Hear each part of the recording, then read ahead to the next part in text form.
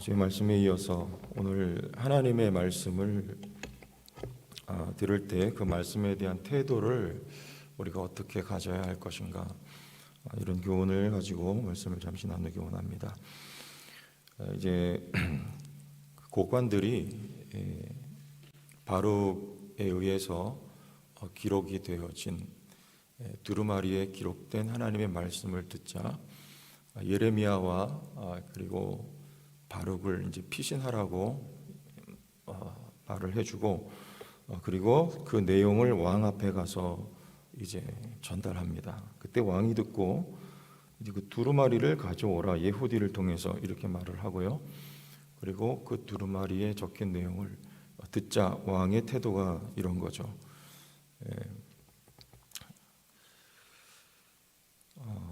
우리 이 여호야김 왕의 아버지가 여러분 누군지 아시죠? 요시야입니다.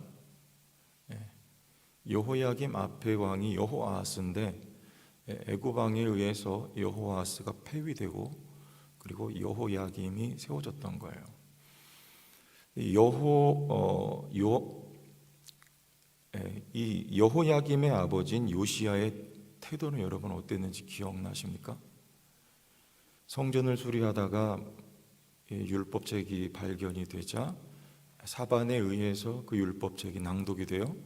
그때 말씀을 듣자 옷을 찢습니다.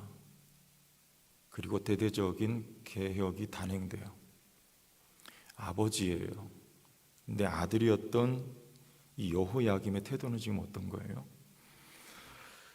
말씀을 읽었지만 이 23절에 여후디가 선호쪽을 낭독하면 왕이 칼로 그것을 연하여 베어 화롯불에 던져서 두루마리를 모두 태웠더라, 이런 거예요.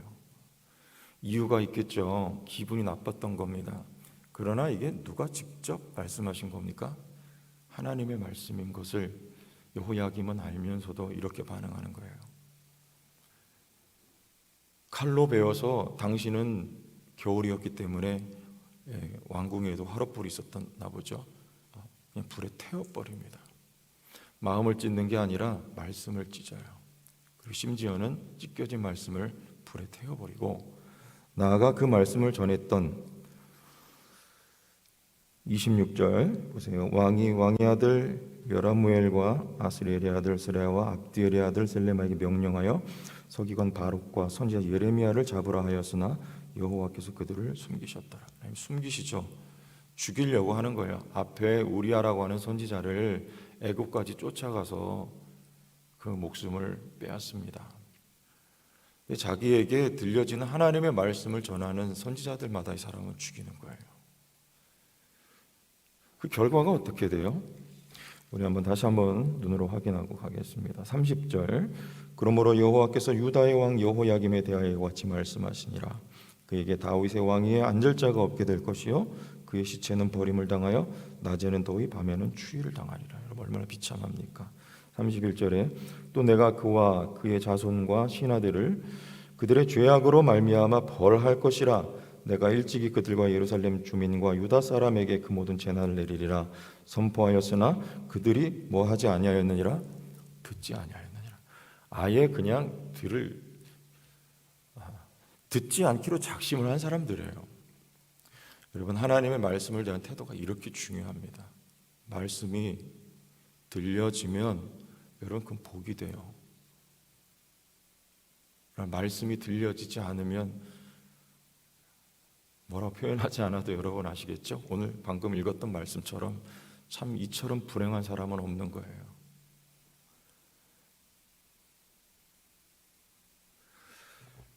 그럼에도 불구하고 이 사람들의 말씀에 대한 이런 태도와 관계없이, 여러분 교회에서도 하나님의 말씀이 우리 모두에게 선포가 되지만 어떤 분들에게는 말씀이 들려지고 기쁘게 말씀을 받고 말씀을 순종해요. 그러나 어떤 분들은 또 그와 반대 현상이 일어나는 경우들도 간간히 있는 것 같습니다. 그럼에도 불구하고 선포되었던 하나님의 말씀 굽혀지지 않아요. 여러분들이 말씀을 어떤 태도로 대하든지요 관계없이, 말씀을 여러분들이 받든지 받지 않든지요 관계없이 하나님의 뜻은 관철되는 겁니다. 우리 마지막 절을 읽었던 거 다시 한번 보세요. 32절 말씀 다시 한번 다 같이 읽어볼게요. 시작. 이에 예레미야가 다른 두루마리를 가져다가 네리야의 아들 서기관 바룩에게 주매 그가 유다의 여호야김 왕이 불사른 책의 모든 말을 예레미야가 전하는 대로 기록하고 그 외에도 그 같은 말을 많이 더하였더라. 왕은 말씀을 불살랐지만 없어진 것 같지만 하나님은 다시 기록하라 그래요. 다시 기록할 뿐만 아니라 기록하고 그 외에도 그 같은 말을 많이 더하였더라 그래요. 이게 무슨 말이에요? 하나님의 뜻은 그대로 실행된단 말이에요. 그 뜻은 뭡니까, 여러분? 왕이 왜 이렇게 이런 반응을 했던 거예요? 왕도 입장이 있었습니다. 이런 거죠. 29절 말씀에 또 유다의 여호야김 왕에 대하여 이와 같이 말하기를 여호와의 말씀에 내가 이 두루마리를 불사르며 말하기를 내가 어찌하여 바벨론의 왕이 반드시 와서 이 땅을 멸하고 사람과 짐승을 이 땅에서 없어지게 하리라 하는 말을 이 두루마리에 기록하였느냐. 이게 누구 입장입니까? 여호야김 왕의 입장이에요. 한마디로 말하면 기분 나쁘다는 것입니다. 왜? 이 나라가 누구 나라인데? 내 나라인데 여호야김은 이게 자기 나라입니까? 하나님 나라잖아요. 그런데 내 나라라고 생각을 하고 있는 거예요. 내 나라는 영원하리라. 이게 여호야김과 모든 열왕들 가운데 하나님 앞에 악을 저질렀던 왕들의 입장과 태도예요. 내 나라는 영원하리라. 근데 내 나라는 망하는 거예요. 하나님의 나라가 영원한 거예요. 여러분, 우리가 하나님 말씀 들을 때 똑같지 않아요? 기분 나쁜 거예요. 축복의 말씀, 잘 되는 말씀, 기복적인 말씀, 형통을 보장해 주는 말씀, 우리가 어떻게 살든지 관계없이 그런 말씀을 들려주길 원하지만 하나님의 말씀은 우리를 복 주시는 말씀이지만 언제나 그런 건 아닙니다. 때로는 내 마음이 아프고 때로는 내 마음을 찌르고 힘들어요, 말씀을 듣기가.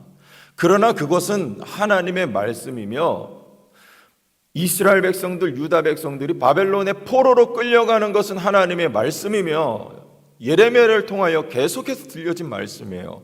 그리고 그 하나님의 말씀은 굽혀지지 않는 하나님의 뜻이며 하나님의 뜻은 어떤 누구의 방해에도 불구하고 반드시 관철된단 말이에요. 왜요?